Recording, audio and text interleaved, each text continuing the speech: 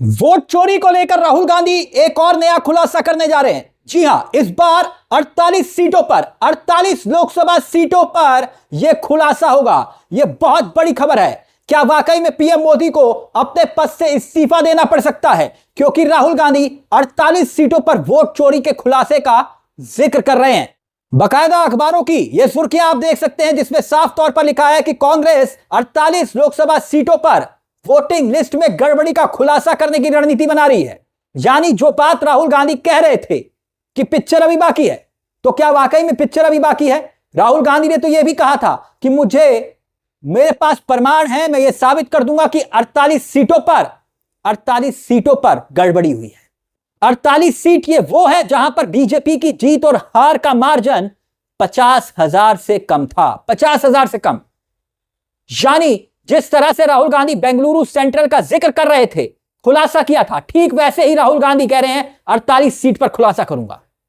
बाकायदा खबर यह भी है कि एक बार नहीं बल्कि इन सीटों के बारे में कांग्रेस एक बारी में नहीं, 7 से 8 चरणों में खुलासा करेगी। यानी कि 7 से 8 चरण ऐसे होंगे जिसमें एक एक करके सीट वाइज खुलासा किया जाएगा। याद कीजिए, कुछ रोज पहले राहुल गांधी ने एक और दावा किया था कि अगर मुझे चुनाव आयोग डिजिटल वोटर लिस्ट सौंप दे तो मैं यह साबित कर दूंगा कि पीएम मोदी चोरी से प्रधानमंत्री की कुर्सी पर बैठे हैं। एक बात और, जो लोकसभा के चुनाव हुए थे, याद करिए 2024 का जब लोकसभा का चुनाव हुआ था, तब बीजेपी को 240 सीटें मिली थी।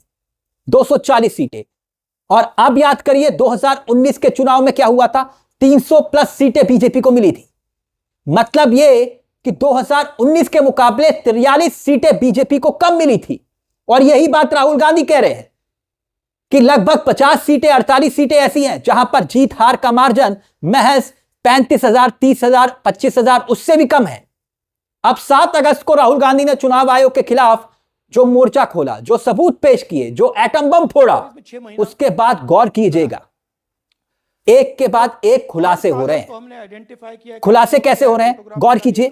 जैसे कि मिंता देवी, शकुन रानी, गुरप्रीत कौर, अंकित श्रीवास्तव, ये सब नाम वो हैं जिसका लिस्ट में नाम खंगाला गया। मंगलवार को हैरान करने वाला मामला क्या आया? एसआईआर के मुद्दे पर सुप्रीम कोर्ट में सुनवाई चल रही थी और वहां पर एक मृतक महिला पहुंच गई।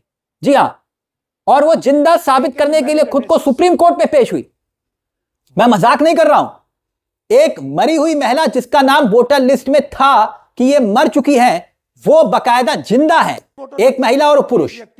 खबर दिखाएंगे हम आपको। मगर 48 लोकसभा सीटों में गड़बड़ी का आरोप राहुल गांधी ने किया है और बीजेपी की नींद उड़ गई। अब राहुल गांधी के एक के बाद एक दावे और खुलासों के बाद एक बात तो साफ हो गई, वो ये कि हमारे देश में इस वक्त वोटर लिस्ट को लेकर सोचने का नजरिया ही बदल चुका है। जो जागरूकता और जो मुहिम राहुल गांधी ने छेड़ी, वो रंग लाती हुई दिखाई दे रही है। आप कहेंगे कैसे? भाई, ये मानती देवी कौन है जिसकी उम्र 124 साल बताई जा रही है? क्या यह खुलासा राहुल गांधी के खुलासे के बाद नहीं हुआ? और दावा यह किया जा रहा है कि यह पहली बार की वोटर है, वही फॉर्म 6 जिसका जिक्र राहुल गांधी कर रहे थे, मिंता देवी। फॉर्म 6, 124 साल उम्र, जबकि दुनिया में इस उम्र का कोई भी व्यक्ति अभी जीवित नहीं है। सोशल मीडिया पर एक के बाद एक नाम खोजे जा रहे हैं और अब तो राहुल गांधी यह दावा कर रहे हैं कि 48 सीटों पर गड़बड़ी हुई है और वो खुलासा करने जा रहे हैं। याद कीजिए, एक विधानसभा में 1 लाख वोटर के संदिग्ध होने का प्रमाण चुनाव आयोग के ही दस्तावेज से राहुल गांधी ने निकाला था कि भाई देखिए, ये 1 लाख लोग फर्जी हैं। अब एक और हैरान करने वाला मामला, तेजस्वी यादव ने एक खुलासा किया है। खुलासा ये आपकी स्क्रीन पर, जानते हैं क्या खुलासा है? गुजरात के लोग बिहार के वोटर बन रहे हैं। यकीन नहीं होता तो बकायदा तेजस्वी यादव ने जो ट्वीट किया है सोशल मीडिया में, भीकू बाई का जिक्र किया है। भीकू बाई कौन है जानते हैं? गृह मंत्री अमित शाह के खासम खास बताए जाते हैं। अमित शाह के।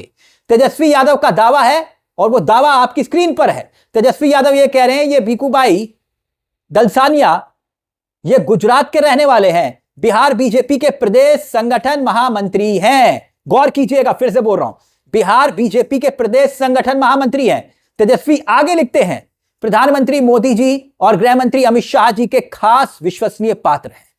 किनके? अमित शाह के। और इन्हें बीजेपी के विशेष बिहार प्रोजेक्ट पर लगाया गया है। तेजस्वी आगे लिख रहे हैं 2024 के लोकसभा चुनाव में इन्होंने गृह मंत्री अमित शाह के लोकसभा क्षेत्र गांधीनगर में वोट किया था, मतदान किया था। तेजस्वी लिख रहे हैं, दावा कर रहे हैं, और बकायदा तेजस्वी यादव उसका प्रमाण भी इसी ट्वीट में आप देख रहे हैं, नीचे दे रहे हैं कि वही गृह मंत्री अमित शाह जी के लोकसभा क्षेत्र में गांधीनगर में इन्होंने ही मतदान किया था। और अब तेजस्वी यादव जो आगे कह रहे हैं उस पर गौर फरमाइए। वो कह रहे हैं कि अब बिहार में विधानसभा चुनाव है तो गुजरात से नाम कटवाकर अब बिहार में मतदाता बन गए हैं। बिहार चुनाव खत्म होगा, दूसरे राज्य में जाकर वोटर बन जाएंगे। उन्हें बताना चाहिए कि वो 5 वर्ष में कितनी बार और कितने राज्यों में मतदान करते हैं। तेजस्वी आगे लिख रहे हैं कि बिहार में जिस जगह के मतदाता ये बने हैं उस मतदाता सूची में इनका कोई पता नहीं है। कोई पता नहीं है मतलब क्या वहां पे भी मकान संख्या जो अंकित है वो 0 है? पिता का नाम XYZWDD इस टाइप का है? क्या इनका मकान नंबर भी 0 है? जो तेजस्वी यादव का कहना है। अब तेजस्वी यादव आगे क्या लिख रहे हैं वो देखिए। वो कह रहे हैं कि बिहार की मतदाता सूची में इनका नाम हिंदी में नहीं है बल्कि गुजराती भाषा में लिखा हुआ है ताकि कोई हिंदी भाषी पढ़ ना सके। चुनाव आयोग की महिमा अपरंपार है, लेकिन इस बार हम भी एक एक चीज देख रहे हैं। तो अब जरा सोचिए कि क्या राहुल गांधी के खुलासे से पहले इस तरह के खुलासे हो रहे थे? नहीं ना। अब बिहार में चुनाव आयोग की वोट चोरी का जिक्र किया जा रहा है। बात यहीं खत्म नहीं होती। राहुल गांधी ने जो खुलासे किए, एक के बाद एक दावे किए, और अब 48 सीटों पर खुलासा करने का दावा। यह जागरूकता, यह फैक्ट चेकर और यह मुहिम, क्या उसी का असर नहीं है? अब देखिए हुआ क्या। मंगलवार को देश की सबसे बड़ी अदालत में SIR के मुद्दे पर सुनवाई चल रही थी। तब उस वक्त सामाजिक कार्यकर्ता हैं योगेंद्र यादव, वो कोर्ट के सामने आए और उन्होंने बकायदा एक महिला और एक पुरुष को कोर्ट के सामने, जज साहब के सामने पेश किया। जानते हैं कौन थे? ये दोनों जिंदा हैं जिन्हें वोटर लिस्ट में मरा हुआ घोषित किया। इनके पास एपिक नंबर था, एपिक कार्ड था। इस पर योगेंद्र यादव ने जैसे ही खुलासा किया तो कोर्ट में सब हैरान रह गए। और चुनाव आयोग के वकील हैं राकेश द्विवेदी, उनकी दलील सुनिए। कह रहे हैं ये सब ड्रामे यहां नहीं चलेंगे, ये टीवी पर चलते हैं। यानी एक महिला जिसे मरा हुआ घोषित किया गया वो कोर्ट में आकर सामने खड़ी होगी जज साहब के, लेकिन ये कह रहे हैं कि नहीं। मगर जस्टिस सूर्यकांत ने बहुत खूब कहा। उन्होंने कहा कि हमें अपने नागरिकों पर गर्व है। वो सुप्रीम कोर्ट आए हैं। योगेंद्र यादव के बारे में जस्टिस सूर्यकांत ने कहा कि उन्होंने कुछ तथ्यात्मक बातें रखी हैं, और फिर कोर्ट ने बकायदा योगेंद्र यादव का शुक्रिया अदा किया। मतलब समझ रहे कितना गंभीर मामला है। जिसे वोटर लिस्ट में मरा हुआ घोषित किया जा रहा है वो सुप्रीम कोर्ट में जज साहब के सामने पेश हो रहे हैं, कह रहे हैं कि मैलॉर्ड हम जिंदा हैं और वोटर लिस्ट में हमें मरा हुआ घोषित किया गया है।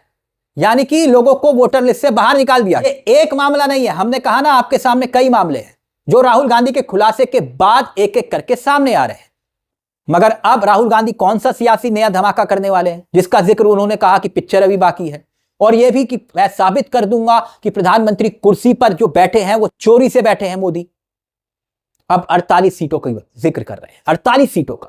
तो यानी पिक्चर अभी बाकी है। इस मुद्दे को लेकर दोस्तों आपकी क्या राय है हमें कमेंट बॉक्स में जरूर बताइएगा। मुझे तिलक चावला को दीजिए इजाजत। चलते चलते दरख्वास्त, चैनल को सब्सक्राइब करना मत भूलिएगा, क्योंकि यह मंच आप ही का है जहां कलम गुलाम नहीं है। नमस्कार, जय हिंद, जय भारत।